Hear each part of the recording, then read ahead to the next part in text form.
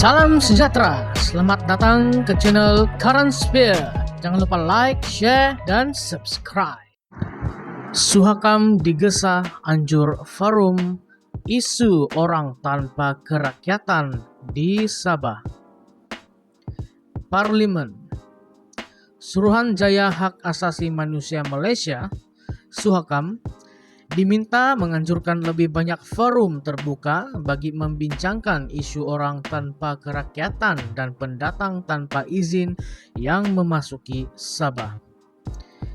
Ina Raisyah Munirah Majelis Warisan Kota Belud berkata kedua-dua kumpulan itu juga perlu dibezakan dengan jelas apabila pihak berkepentingan di peringkat negeri dan persekutuan bersama-sama membincangkan isu sensitif berkenaan. Kena sedar perbezaan PTI dan stateless. PTI adalah pendatang tanpa izin yang datang ke sesebuah negara tanpa dokumen dan melalui proses yang betul. Manakala stateless adalah orang yang tidak mempunyai warga negara. Perbincangan mengenai topik sensitif ini adalah satu permulaan yang baik. Isu kewarganegaraan menjadi isu yang begitu sensitif sehingga kadang-kadang tiada ahli politik di Sabah yang mahu bercakap berkenaan perkara ini, katanya. Baru-baru ini, 8 pelajar tanpa dokumen telah ditahan dalam satu protes di luar pejabat Ketua Menteri Sabah. Ia telah mencetuskan kebimbangan baru terhadap generasi bajau laut yang dilahirkan di Sabah tetapi kekal tanpa dokumen kerakyatan dan sebahagian besarnya dinafikan hak asasi mereka. Saya sangat berharap kita membincangkan perkara ini. Ya, isu pendatang tanpa izin di Sabah belum selesai. Ya, di Sabah kita ada orang tanpa kerakyatan. Kita boleh berbeza dari segi ideologi atau pendekatan, tetapi isu ini yang kita kena sama-sama bincang dan harungi sama-sama. Kalau tidak, isu ini tidak pernah akan selesai, katanya. Kerajaan pusat dan kerajaan negeri harus bekerja sama erat dan mengambil tindakan lebih serius bagi mencari pendekatan yang seimbang antara hak asasi komuniti ini di samping menekankan mengenai isu-isu keselamatan negara, katanya lagi. Selain isu kewarganegaraan, Ina Raisyah berkata lebih banyak perlu dilakukan untuk menangani laporan Suhakam mengenai tahap kemudahan asas termasuk bekalan elektrik dan air di Sabah.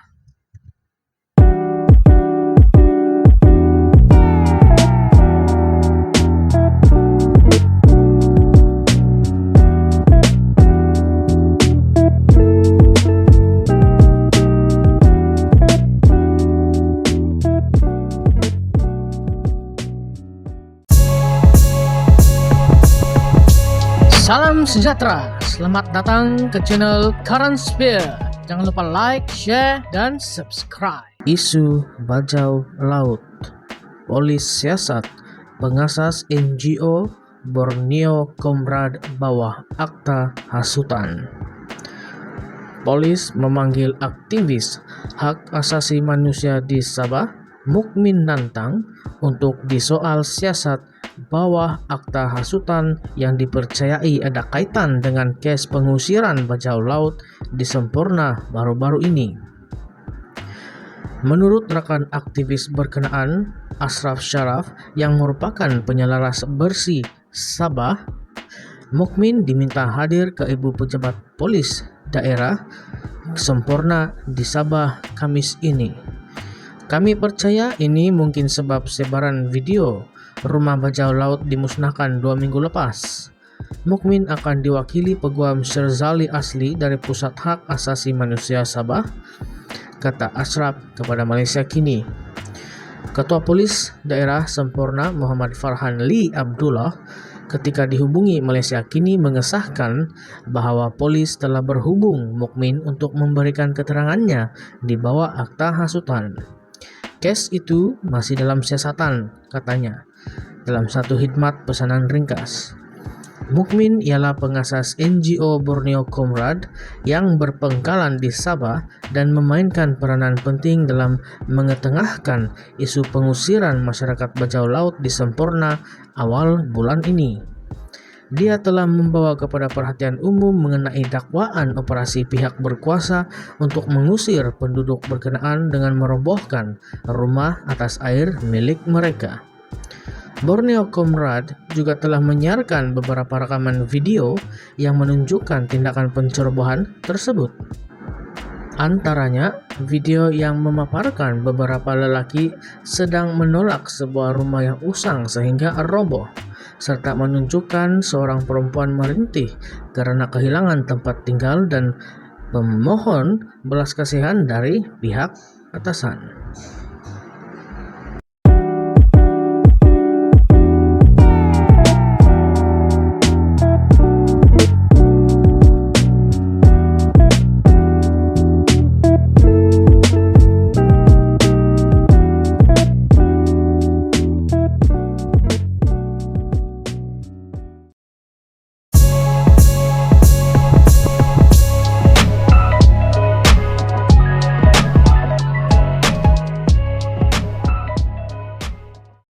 Selamat datang ke Malaysia.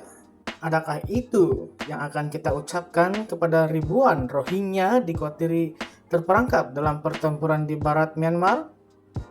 Apakah pendapat Anda? Rakhine, kira-kira 70.000 etnik Rohingya dikhawatirkan terperangkap dalam pertempuran di barat Myanmar ketika peperangan antara kumpulan tentara etnik bersenjata, tentara Arakan, EE, dan tentara Myanmar. Pasukan EE kini menyerang kedudukan junta tentara Myanmar di kawasan pesisir pantai bersempadan dengan Bangladesh. Timbalan Menteri Hak Asasi Manusia dalam Kerajaan Perpaduan Nasional NUG Myanmar, Aung Kyaw Moe, berkata mereka kini tidak mempunyai tempat perlindungan untuk melarikan diri lagi. Mereka tidak mempunyai tempat untuk lari lagi katanya kepada Reuters. Serangan EE ke atas Maung Dao adalah yang terbaru sejak beberapa bulan pemberontak menyerang junta Myanmar. Junta Myanmar menggulingkan kerajaan dipilih secara demokrasi dalam rampasan kuasa pada Februari 2021. Namun kini kedudukannya semakin lemah di bagian besar negara itu. Menurut EE yang berjuang untuk otonomi bagi wilayah Rakhine Myanmar, penduduk bandar Maung Dao, kebanyakannya Rohingya, diminta meninggalkan kawasan itu sebelum serangan dilancarkan ke atas penempatan berkenaan.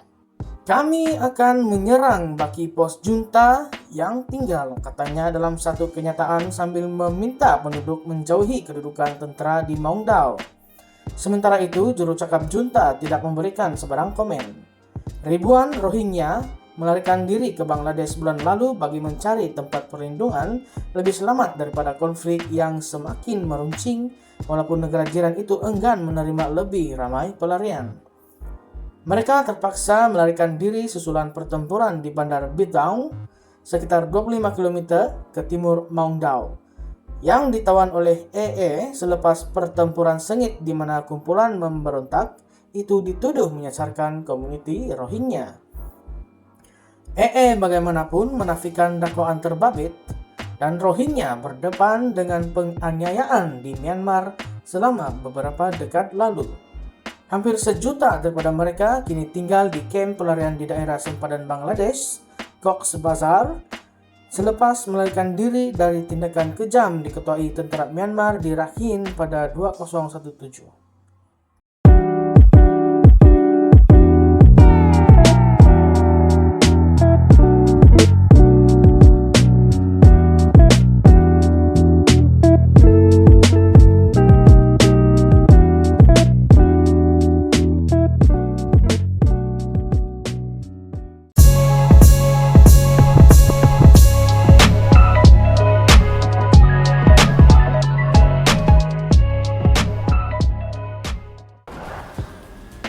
Banduan disiasat liwat Rakan banduan lain. Kota Kinabalu. Seorang banduan yang disabitkan kesalahan membunuh berdepan siasatan baharu selepas didakwa meliwat banduan lain di penjara pusat Kota Kinabalu di sini. Suspek warga Filipina yang dijatuhkan hukuman penjara 40 tahun dengan 12 sebatan kerana membunuh pemandu e-hailing 5 tahun lalu dikatakan melakukan perbuatan liwat terhadap mangsa sama beberapa kali. Sumber berkata mangsa diugut menggunakan senjata tajam buatan sendiri ketika kejadian itu berlaku. Mangsa kemudian terpaksa berdiam diri kerana bimbang dibunuh oleh suspek.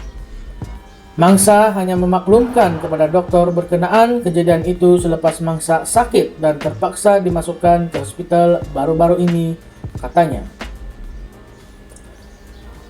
Ketua Polis Daerah Kota Kinabalu, Asisten Komisioner Kasim Muda, ketika dihubungi mengesahkan mengenai kejadian berkenaan. Katanya pihaknya menerima laporan mengenai kejadian itu pada 30 Mei dan kertas siasatan dibuka pada 31 Mei lalu. Kes disiasat mengikut Seksyen 377C Kanun Keseksaan kerana meliwat.